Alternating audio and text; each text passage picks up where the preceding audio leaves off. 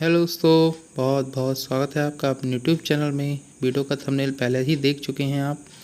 और गणित के ये वीडियो है तो इसमें देखिए पेपर 1 घंटे का ही होता है, 25 नंबर का होता है। और आपको इसमें 12 नंबर आपको पास होने के लिए लाने ही होते हैं। आप 11 में भी पास नहीं होंगे, 12 पूरे 12 के 12 नंबर आने चाहिए, तभी आप पास माने जाएंगे। ठीक है, तो अब इसको ध्यान रखते हुए इसकी तैयारी पर आप जुड़ जाइए अच्छे से। और इसके जितने भी सेट हैं मैं आपके सारे कंप्लीट करवाऊंगा प्रीवियस ईयर के। और नेक्स्ट आपको मॉडल पेपर भी प्रोवाइड करवाऊंगा मैं।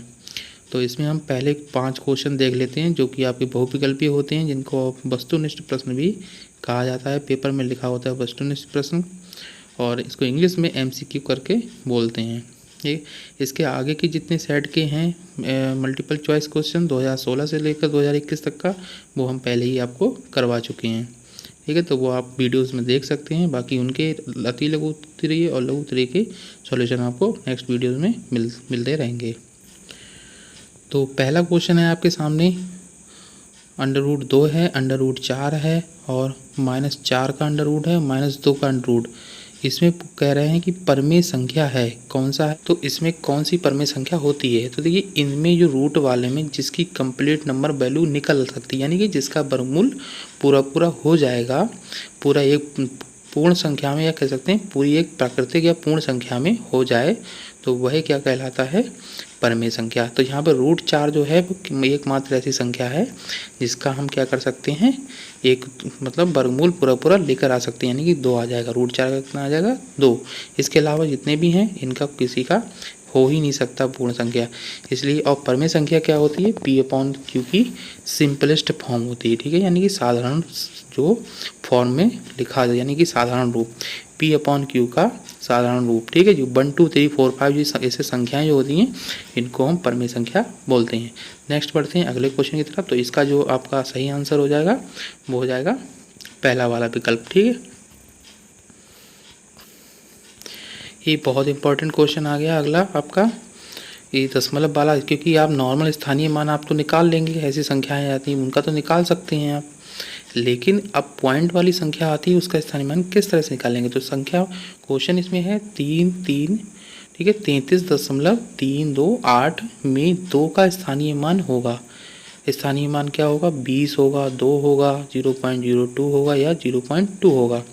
तो मैं एक चीज़ आपको बता दूं, आप बिल्कुल शॉर्ट ट्रिक, दुनिया भर की चीज़ें, जैसे ये आपके लिए मैं दिखा रखा है यहाँ पे साइड में ये वाला, इसको भी आप देख सकते हैं कि पॉइंट के पीछे हम क्या करते हैं, मतलब जो संख्या होती है उसके नीचे 10, फिर 100 और फिर 1000 ऐसे चलता है। ठीक है, दशांश, शतांश, फिर हजारांश। ठीक, लेकिन मैं आपको बताऊं शॉर्ट ट्रिक, बिल्कुल आपको जिस भी पॉइंट के बाद जिस संख्या का आपको दशमलव निकालना है, उससे लेकर उसके आगे और पॉइंट के बीच में जितनी भी संख्याएं होंगी उनको हम 0 0 कर देंगे और पॉइंट लगा देंगे। जैसे यहाँ पर देखिए पॉइंट है, उसके बीच में 3 है, फिर 2 है, हमें 2 का स्थानीय मान निकालना है।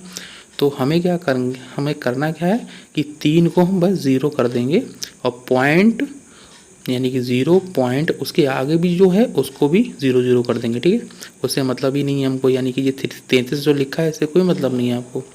तो ये जाएगा 0.02, इसका क्या हो जाएगा, स्थानीय मान हो जाएगा। ठीक है, इसका थर्ड विकल्प है आपका सही है।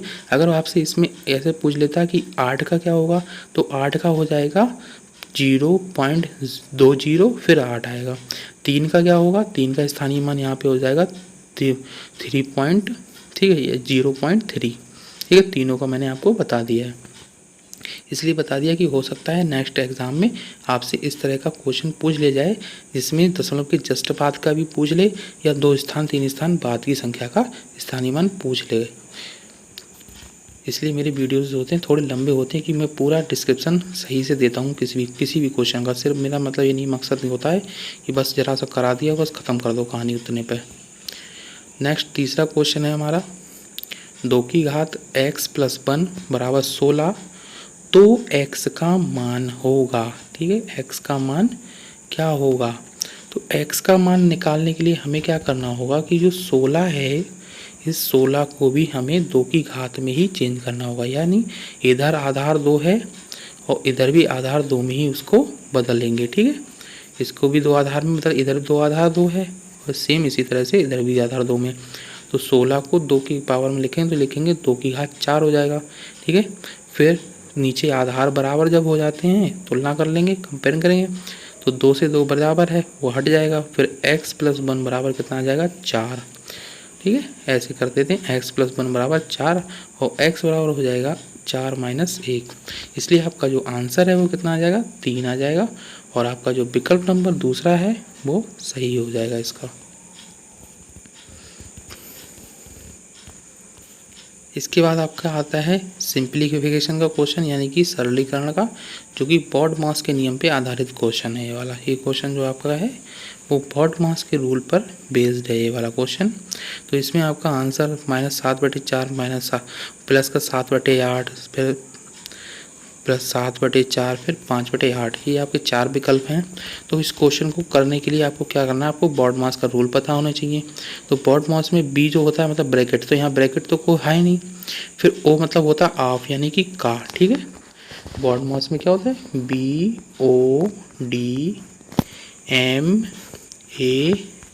BODMAS। बॉड मास रूल मैं आपको पहले ही पढ़ा चुका हूँ इसका। ठीक है, फिलहाल मैं आपको बताता हूँ।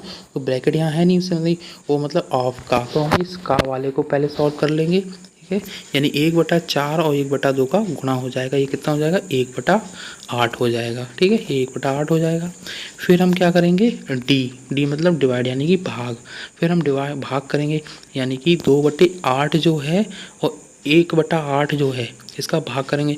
भाग की जगह पे यहाँ पे क्या होगा, भाग की जगह पर यहाँ पर आ जाएगा गुणा, और ये आगे की जो संख्या होती है वो पलट जाती है। ठीक है, जैसे ही हम इन मतलब बॉड मास के क्वेश्चन में भाग के चिन्ह को हटा कर उसको क्या कर देते हैं गुणा में बदल देते हैं, और उसके आगे जो संख्या लिखी होती है उसको मैं उल्टा कर देता होता है। ठीक है, फिर 8 से 8 क्या होगा कैंसिल हो जाएगा, यहाँ पर कितना बचेगा सिर्फ 2, क्या बचेगा 2।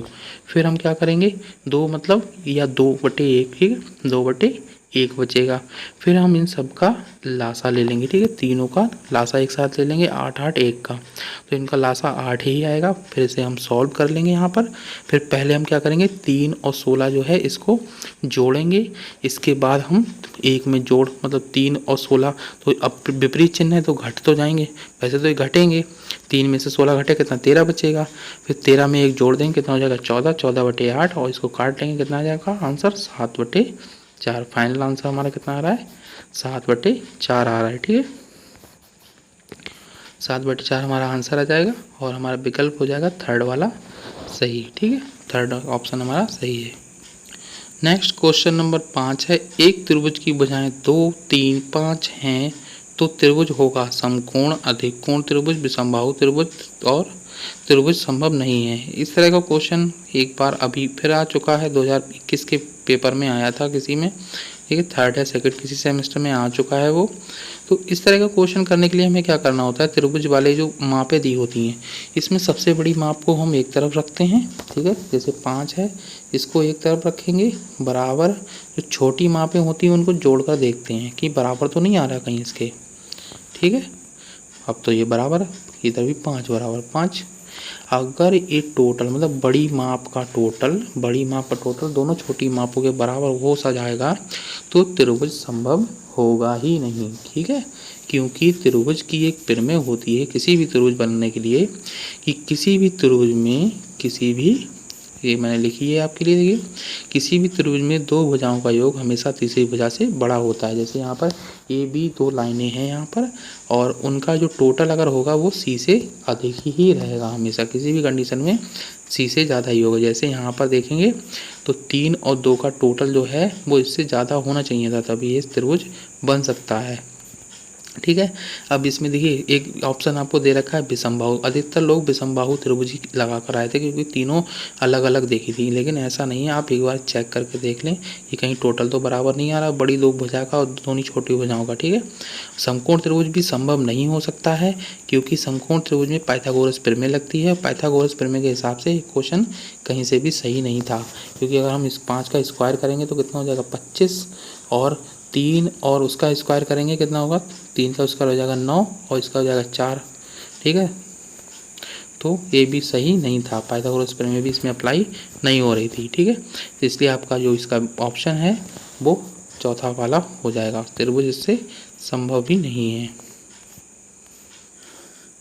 तो अब हम शुरू करते हैं अपना लघु उत्तरीय प्रश्न का पोर्शन। क्वेश्चन नंबर 6 है हमारा, x की घात 3 बाई माइनस एक्स बाई की घात 3, ठीक है, यानी x cube into by minus x by cube का गुणनखंड ज्ञात कीजिए।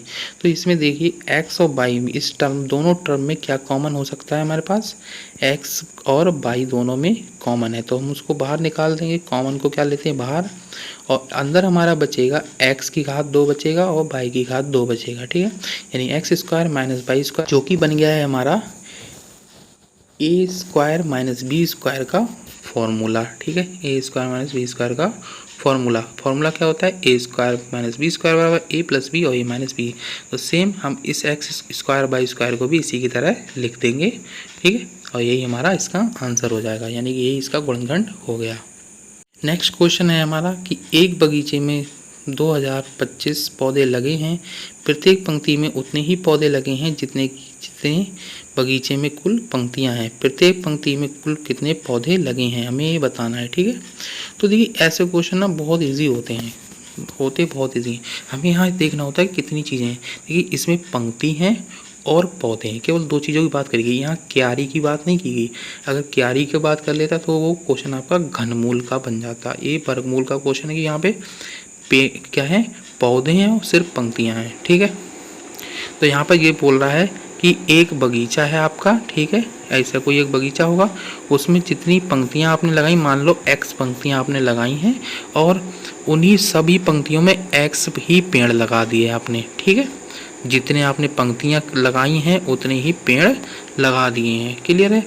तो हम इन दोनों की संख्या को x मान लेंगे और कुल पौधे जो होंगे हमारे इस बगीचे में लगे हुए, इस कुल पौधे जो होंगे वो इन दोनों के गुणा के बराबर हो जाएंगे, ठीक है, यानी कि कुल पंक्तियाँ और एक पंक्ति में जो पेड़ होंगे, ठीक है, उन दोनों के मल्टीप्लिकेशन के बराबर होंगे। दोनों को हमने x मान लिया, तो कुल पौधे हो जाएंगे 20-25 बराबर x इंटू एक्स, यानी कि एक्स स्क्वायर बराबर 20-25 और x का मतलब x हमें निकालना है मान, तो हम इसका वर्गमूल ले लेंगे 20-25 का।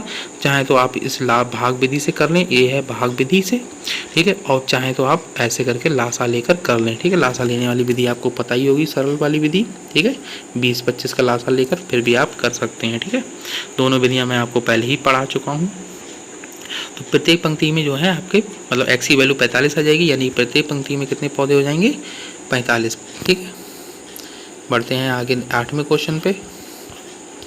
8वां क्वेश्चन हमारा बहुत सरल है। इसमें कह रहा है एक वर्गाकार तार का क्षेत्रफल 144 है, यानी कि आपके पास एक ऐसा कोई वर्ग टाइप सा है, ठीक है जी, जो मैंने वर्ग का फोटो बनाया है इस टाइप से आपके पास एक तार है आपके पास पहले से ही, ठीक है। अब इसको आपने फोल्ड कर दिया, मोड़ डाला है, मोड़ के मतलब यहाँ खींच दिया इसको, ऐसा समझिए। तो आपने इसको क्या करा, इस वर्ग से इस आयत की तरह उसको बना डाला, ठीक है, इससे मतलब इसमें कन्वर्ट कर दिया। तो अब इसमें क्या होगा, वर्ग में तो भाई भुजा वुजा होती, तो इसमें एक मतलब क्या होगा सीधे इसका कहने का कि जो इसका क्षेत्रफल है वर्ग का क्षेत्रफल वही आयत का क्षेत्रफल बन जाएगा, ठीक है, जो वर्ग का क्षेत्रफल है वही आयत का क्षेत्रफल बन जाएगा। इसीलिए वर्ग का क्षेत्रफल बराबर आयत का क्षेत्रफल हो जाएगा, ठीक है। वर्ग का क्षेत्रफल 144 है, आयत का क्षेत्रफल क्या होता है, लंबाई गुणा चौड़ाई होता है, क्या होता है, लंबाई गुणा चौड़ाई, ठीक है। थोड़ा जूम कर दे रहा हूँ यहाँ पर सॉल्यूशन की तरफ। तो लंबाई गुणा चौड़ाई होता है आयत का क्षेत्रफल, और यहाँ पे चौड़ाई का मान निकालना है तो 16 से सीधे 144 को हम भाग कर देंगे, ठीक है, और चौड़ाई हमारी निकल आएगी, ठीक है। 144 से 16 में 144 होता है, चौड़ाई कितनी आ जाएगी 9 सेंटीमीटर, ठीक है। नेक्स्ट क्वेश्चन नंबर 9 है हमारा। एक कक्षा में 3x square plus 5x plus है और x square plus 5x plus 4 बालिकाएं पढ़ती हैं। कक्षा में बालकों की संख्या बालिकाओं की संख्या से कितनी अधिक है, ठीक है। मतलब इसकी जगह पे कोई संख्या भी अगर आपको दी होती है, जैसे यहाँ पे व्यंजक दे रखा है आपको, तो आपको क्या करना है, सिर्फ घटा देना है, ठीक है।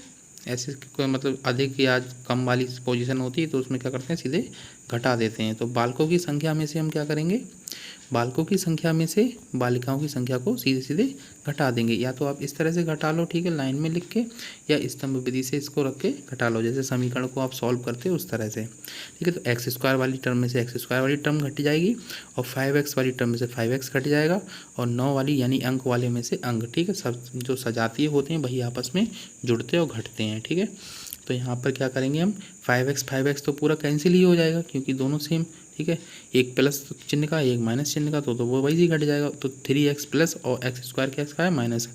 ये नीचे आप देख रहे हैं मैंने क्या किया है, ये चिन्ह बदले हैं, मतलब घटाते हैं। तो क्या करते हैं, जो नीचे वाली समीकरण होती है उसके हम जो अंकों के या कहते हैं व्यंजकों के साथ जो चिन्ह होते हैं उनको उल्टा कर देते हैं। तो सबके साथ प्लस है, सबके साथ माइनस कर दिया, ठीक है। अगर आप इस विधि से भी करेंगे इधर लाइन से, तब भी इनके चिन्ह जो हैं दूसरे समीकरण के उल्टे ही हो जाएंगे, ठीक।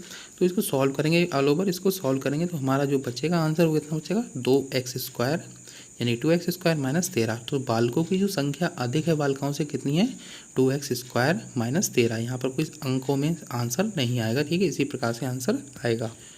अगला क्वेश्चन नंबर 10 है हमारा। क्वेश्चन नंबर 10 है 3, 5, x, 9, 11 का समांतर माध्य 7 है, तो x का मान बताइए।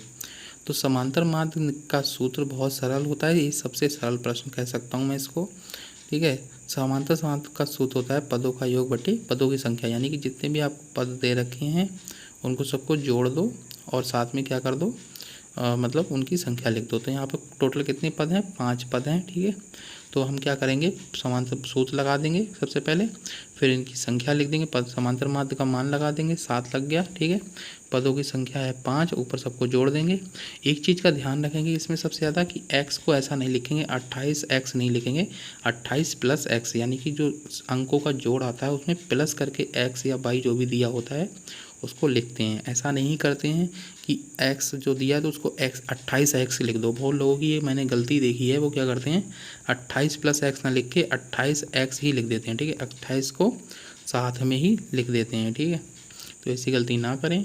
बाकी आप सॉल्व कर ही लेंगे इसको, यहाँ पे क्रॉस मल्टीप्लाई कर लेंगे यानी कि वज्र गुणन कर लेंगे, 5 से 7 का गुणा हो जाएगा, 5 7 35, और इसका जो सॉल्व होके ये आएगा कितना आएगा, 35 माइनस 28 और 7 इसका आंसर आ जाएगा, ठीक है। चैनल को हमारे सब्सक्राइब कर लें अगर अभी तक नहीं किया है। बाकी हम 20 बार आपसे नहीं बोलते हैं और लोगों की तरह कि चैनल सब्सक्राइब कर लो, ठीक है। आपका मन होगा तो आप खुद कर लेंगे, या नहीं किया हो, अधिकतर लोगों ने कर ही रखा है पहली बात तो, और जिन्होंने नहीं किया है तो अभी तक कर लीजिएगा, ठीक है। और अब देखते हैं हम अगला क्वेश्चन। तो देखिए ये क्वेश्चन जो है वैसे 3rd सेमेस्टर का है, ठीक है, लेकिन ये पेपर में दिए गए हैं। 2nd सेमेस्टर के पेपर में भी 3rd सेमेस्टर के क्वेश्चन डाले गए हैं, ठीक है। तो ये क्वेश्चन आपका है समानुपात का, किसका है, समानुपात का, ठीक है। और समानुपात भी 2 टाइप का होता है, उल्टा और सीधा, ठीक है। इस तरह के क्वेश्चन करने के लिए आपको बस एक फॉर्मूला याद होना चाहिए कि इसमें जो बाहर की जो टर्म होती है यानी पहली और आखिरी वाली इसका गुणा कर देते हैं और बीच वाली का गुणा कर देते हैं, बस इस तरह के क्वेश्चन में आपको यही याद रखना है, ठीक है। बाकी ये मैंने वही लिख रखा है, हिंदी में फॉर्मूला रखा है और शॉर्ट में इंग्लिश में इस तरह से बता दिया आपको। तो आपको यही याद रखना है कि ये इस तरह से ये समानुपात में लिखे होते हैं, ठीक है। अनुपात और फिर बीच में जो 2 बिंदु मतलब 4 बिंदी लगी हैं इसे बोलते हैं समानुपात, और फिर अनुपात, ठीक है। तो यही है, इसमें पहला वाला गुणा कर, पहला और लास्ट वाले का गुणा कर देंगे और बीच वालों को गुणा कर देंगे, तो हो जाएगा x 2x, तो x² बराबर और 16 ने 144, x बराबर कितना आ जाएगा मान 12, ठीक है। तो x का मान कितना आ जाएगा 12। ये क्वेश्चन इस तरह से हो जाएगा। अब हम देखते हैं नेक्स्ट क्वेश्चन लघु उत्तरीय। अब 12 से हमारा सीरीज स्टार्ट हो जाएगा, 6 से 11 हमारा हो गया अति लघु उत्तरीय। अब आएंगे लघु उत्तरीय प्रश्न 12 से 18, ठीक है। पहला क्वेश्चन मतलब किसका, लघु उत्तरीय का। वैसे तो ये 12वां है लेकिन लघु उत्तरीय का पहला है। तो 12वां क्वेश्चन जो है, एक समबाहु त्रिभुज की ऊंचाई जो है वो 3√3 सेंटीमीटर है, समबाहु त्रिभुज का क्षेत्रफल निकालिए। अधिकतर लोगों ने ये क्वेश्चन जो है कराया है या करा भी है, तो किस विधि से किया, पाइथागोरस मतलब थ्योरम से किया है, ठीक है। पाइथागोरस प्रमेय वाला जो मेथड है वो काफ़ी बड़ा है, उसमें इस तरह से आप ऐसी जैसी चीज़ बना हुआ है, इस तरह से आप बनाएंगे और बीच में उसका लंब डालेंगे यहाँ पर ऐसे करके। ये ऊंचाई यहाँ पर 3√3 है, ये h इसको मान लेंगे उसका लंब, फिर आधार ये a/2 भुजा आ जाएगी, ये a आ जाएगी कर्ण, फिर वो कर्ण और आधार वाला सूत्र लगा के इसका मान निकालेंगे। वो काफ़ी लंबा मेथड है, उसको आप ना करें, उससे बेटर ये वाला मेथड आप यूज़ कर लें, जिसमें आप समबाहु त्रिभुज की ऊंचाई लिखेंगे 3√3 हो जाएगी, और फिर इसका फॉर्मूला होता है, समबाहु त्रिभुज की ऊंचाई का एक फॉर्मूला होता है, उसी फॉर्मूले से हम भुजा निकाल लेंगे। क्या करेंगे, हम इस फॉर्मूले का यूज करेंगे भुजा निकालने में, ठीक है। तो समबाहु त्रिभुज की ऊंचाई का फॉर्मूला होता है √3, इसका फॉर्मूला होता है √3/2 गुणा भुजा, ठीक है। इसकी सहायता से हमारी भुजा है जो हम निकाल देंगे। ठीक है, ये 3√3/2 है, इसको उधर भेज देंगे दूसरी साइड, तो ये 2/3 हो जाएगा, मतलब 2/√3। और √3 से √3 को कैंसिल कर देंगे, ये √3 है, इससे √3 कैंसिल हो जाएगा। ठीक है, बचेगा सिर्फ 3 दूनी 6 और भुजा आ जाएगी 6। और फिर समबाहु त्रिभुज के क्षेत्रफल का सूत्र इसमें लगा देंगे। समबाहु त्रिभुज के क्षेत्रफल का सूत्र क्या होता है? √3/4 गुणा भुजा स्क्वायर। इसको ज़रूर याद रखिए क्योंकि इससे रिलेटेड कोई ना कोई क्वेश्चन आपको पेपर में हर बार आता ही आता है। ठीक है, मोस्टली सेट्स में इसके रिलेटेड क्वेश्चन आया हुआ है। तो √3/4 गुणा भुजा स्क्वायर, ये समबाहु त्रिभुज के क्षेत्रफल का सूत्र होता है, इसे लगा देंगे और हमारा आंसर जो है वो 9√3 आ जाएगा। ठीक है, जूम कर दे रहा हूँ थोड़ा सा, स्क्रीनशॉट लेना होगा अगर।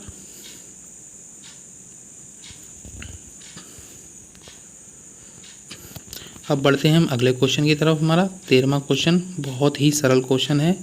इसमें भी वही मेथड जो अभी हमने किया था उसी तरह से है। इसमें भी एक्स वाई को हम कॉमन ले लेंगे। ठीक है, एक्स वाई को हमने कॉमन ले लिया। ठीक है, और यहाँ हमारा बचेगा x³ - y³। ठीक है, और इसमें सूत्र हमारा ये वाला लग जाएगा a³ - b³। इसका सूत्र होता है a - b इंटू दूसरी ब्रैकेट में a² + ab + b²। ठीक है, इसमें यही है कि माइनस वाली जो सर्वसंख्या होती है इसमें केवल पहला ब्रैकेट माइनस का होता है, बाकी सब प्लस में चलता है। ठीक है, तो ये जाएगा xy इंटू x - y और x² प्लस xy, मतलब सेम इसकी तरह बिल्कुल। ठीक है, बिल्कुल इसी के जैसे ये ओपन होगा, सेम इसी की तरह। ठीक है, तो ये हो जाएगा xy तो हमने कॉमन पहले से ले रखा, तो ये जाएगा x - y into x² plus xy plus y²। ठीक है, आई होप, मुझे उम्मीद है आपको समझ में आ रहे होंगे क्वेश्चन।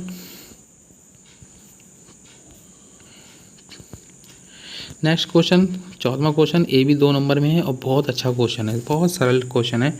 कब सरल है, लेकिन आपको बस इसमें इनका वर्गमूल निकालना आना चाहिए।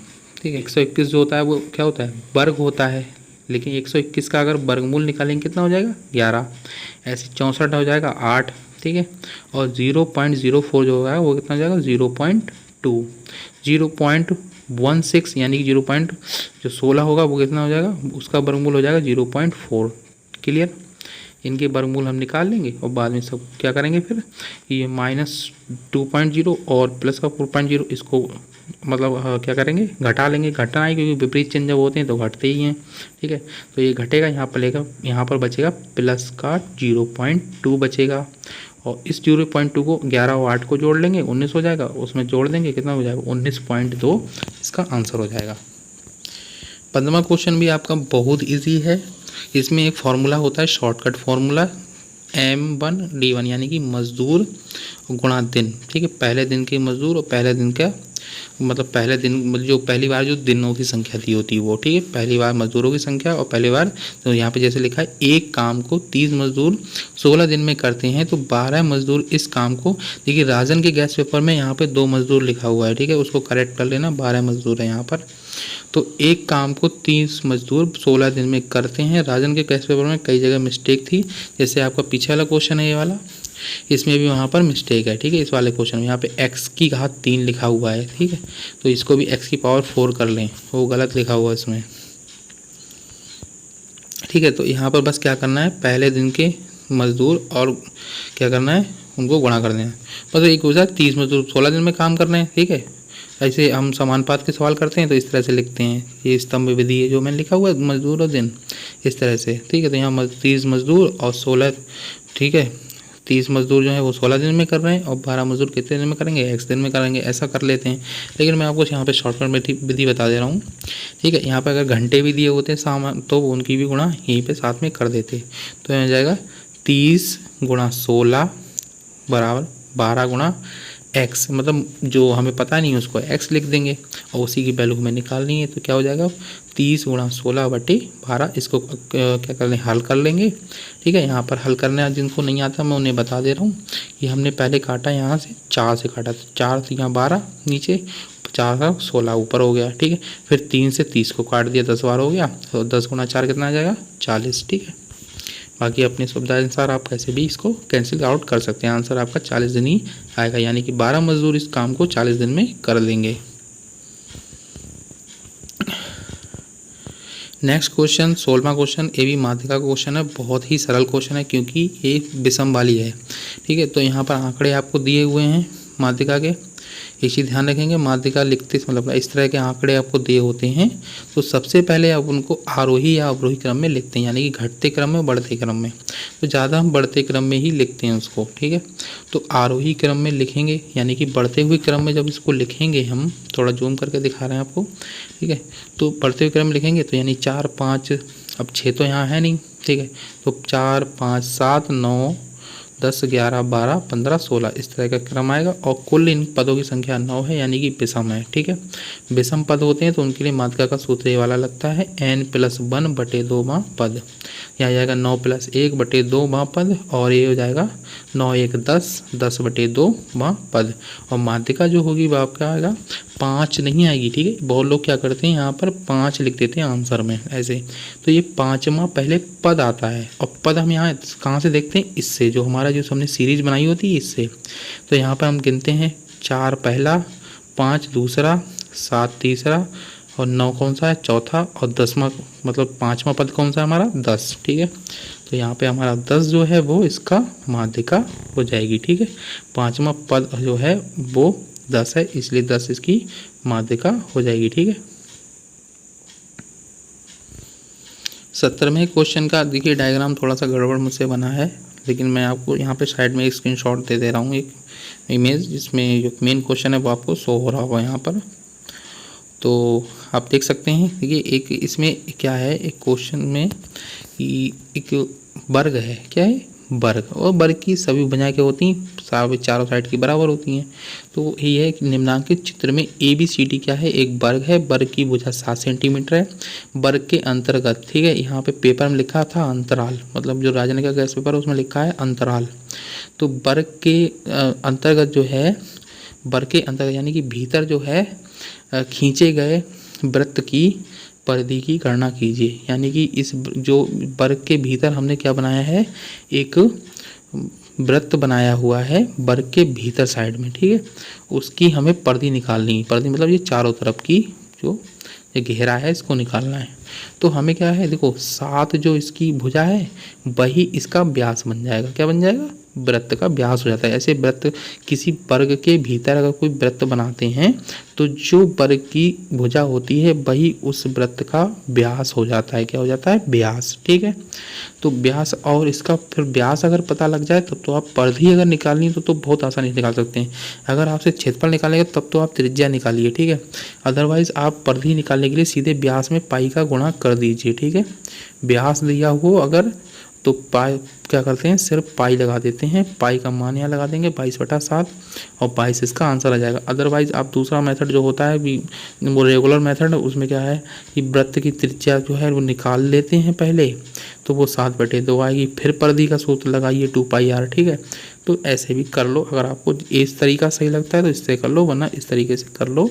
कब, जब व्यास पता हो तब इस सूत्र का यूज़ कर लेते हैं। ठीक है, लास्ट क्वेश्चन बहुत इजी है, बस इसकी है ना देखने में बहुत भारी लग रहा है। इसमें निम्नांकित चित्र में ABCD एक त्रिभुज है। एक हमारे पास एक त्रिभुज है ABCD ये वाला, और इसमें कह रहा है कि AB का मध्य बिंदु। ठीक है, एक जो AB लाइन जो है ये वाली, ये AB लाइन का मध्य बिंदु D है और AC का क्या है, E। मतलब जो D और E हैं वो इन दोनों लाइन के क्या है, मिड पॉइंट हैं। ठीक, वो उसमें बोला गया है कि AB के मध्य बिंदु T और AC के मध्य बिंदु E को हमने क्या किया है, मिला दिया है। ये मध्य बिंदु थे, इनको ज्वाइंट बाद में किया गया है। ठीक है, यानी कुछ इस तरह से रही होगी। आपको समझाता हूँ, इस तरह से एक त्रिभुज रहा होगा। ठीक है, यहाँ पे मध्य बिंदु एक का ये आ गया, एक यहाँ आ गया, हमने क्या किया, इसको मिला दिया है, बस एक ही है। ठीक है, तो क्या होता है, देखो अभी मैं ही समझा दे रहा हूँ। आगे क्वेश्चन पहले पढ़ लेते हैं। चलो, तो इसमें लिखा है कि BC की माप 6 सेंटीमीटर है और DE की माप क्या होगी, BC और DE में क्या संबंध होगा। तो पहले तो मैं आपको संबंध बता देता हूँ कि इस किसी त्रिभुज में इस तरह से जो मतलब जो लाइनें जो होती हैं और उनके मध्य बिंदु को मिला के ये जो बीच में रेखाखंड आया है, यानी कि जो DE यहाँ पर आपको मिला है, क्या मिला है, ये जो DE आपको मिला है वो इस सामने वाली लाइन के मतलब इस BC का जो है क्या होगा, पैरेलल होता है। यानी कि सम्मुख भुजा के इसके समांतर होगा। क्या होता है, पैरेलल होता है यानी समांतर। और इसका जस्ट आधा होता है। क्या होता है? आधा होता है, यानी कि जो डी का मान है वो बी सी का आधा होगा। डी क्या होगी? बी सी की आधी होती है, साथ में समांतर भी होती है। इसकी जो थ्योरम होती है वो क्या होती है? बोली किसी त्रिभुज में दो भुजाओं के मध्य बिंदु को मिलाने वाला रेखाखंड सम्मुख रेखाखंड का समांतर एवं आधा होता है। यानी डी बी सी की समांतर भी है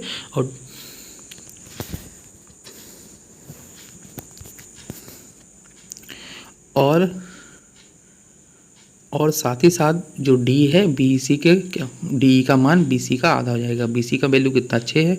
डी बराबर हो जाएगा 6/2, यानी कि डी की वैल्यू कितनी हो जाएगी? जो वो हो जाएगी ये 3 सेंटीमीटर। और रिलेशन अगर लिखने को आपसे कहा जाएगा तो आप ये चीज़ लिख देना, बस जो ऊपर मैंने इतना डार्क करके लिख रखा है इसी को लिख देना, ठीक है? या इसको लिख देना, ये जितना कर रहा हूँ डार्क, ये हो गया रिलेशन, ठीक है? बाकी क्वेश्चन आपको नहीं समझ में आया हो तो कमेंट करना, मैं फिर से आपको सीध कर दूँगा, मतलब बता दूँगा, आपको एक्सप्लेन कर दूँगा। कोई चीज़ अगर नहीं समझ में आती है, ठीक है, कमेंट कीजिए। और वीडियो पूरा देखा हो तो प्लीज़ लाइक ज़रूर करें। जल्दी मिलते हैं नेक्स्ट आपको वीडियो में। Thank you so much. जय हिंद, टेक केयर।